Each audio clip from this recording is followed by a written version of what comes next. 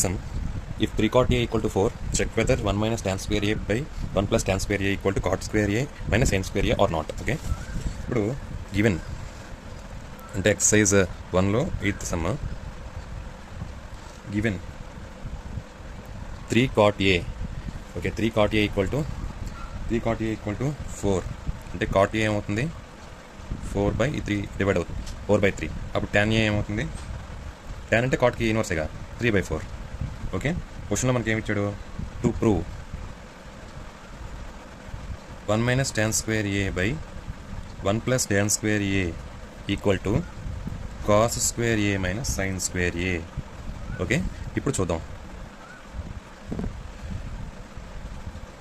ఏ అనుకుందాం.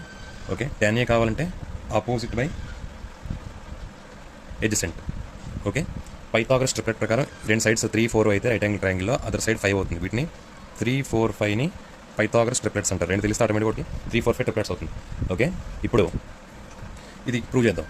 So 1 minus tan square a అంటే tan a అంటే 3/4, 3/4 హోల్ స్క్వేర్ అంటే 9/16 బై 1 plus tan square అంటే 1 plus 9/16.